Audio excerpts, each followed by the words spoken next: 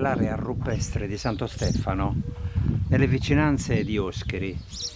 Quest'area è segnata lungo le pareti rocciose da questa caratteristica di questi incavi ottenuti con sottrazione di roccia. La roccia è trachitica, quindi un grosso lavoro di cui sfugge il significato. Lungo il percorso anche di alcuni chilometri c'è la presenza di 6 Domus Deianas pluricellulari, e poi c'è tutta questa parete rocciosa traforata quasi con far ricorso ad una presenza eremitica di monaci che, dovendo occupare questo territorio, la loro religiosità veniva espressa anche con questi segni della roccia, che possono riportare così a credere a delle cappelle votive, cappelle con istoriate in maniera particolare. Qui soprattutto possiamo vedere la parte superiore che ricorda una stele vagamente, la centina della stele della tomba dei giganti, circondata da tutta una serie di coppelle, vedete, tutto attorno, che ne mettono in evidenza il semicirchio. Al di sotto c'è questo incavo che è proprio semicircolare come un arcosolio. Qui a destra abbiamo nuovamente lo stesso registro con una parte semicircolare alta circondata da tutta una serie di coppelle che mette appunto in evidenza questo semicerchio, con in basso anche in questo caso un altro incavo.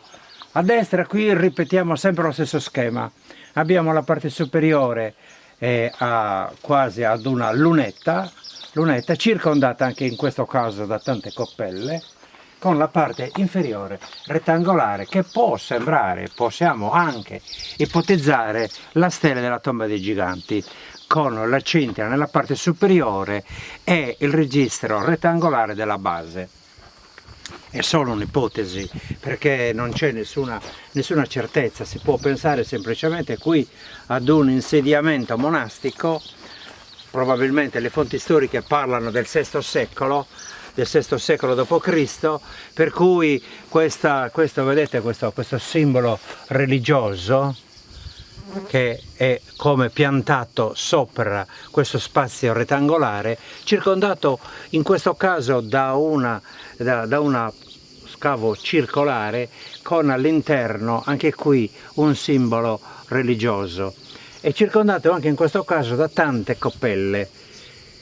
Che cosa possiamo pensare? I monaci che qui trascorrevano il loro tempo si dedicavano così ad incidere sulla roccia dura e forte del granito la loro presenza, quasi a lasciare un'impronta per i secoli a venire del loro stato della loro presenza monastica.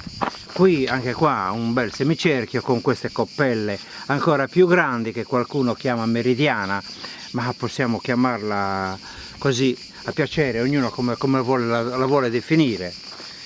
Qui, sempre in questo sito del VI secolo, c'era anche appunto la presenza di uno Santo Stefano iniziale, primordiale, che poi si è sviluppato con questa chiesa campestre che naturalmente, con addossato alla parte sinistra e l'alzato della parte centrale, questa chiesa è cresciuta nelle sue dimensioni, anche perché la presenza iniziale del VI secolo doveva essere per un piccolo gruppo che qui trascorreva la loro vita semplicemente guardando le stelle e pregando Dio, devo pensare. Ringraziamo Francesco Carta per questa breve discussione sul santuario rupestre di Santo Stefano in Oschiri.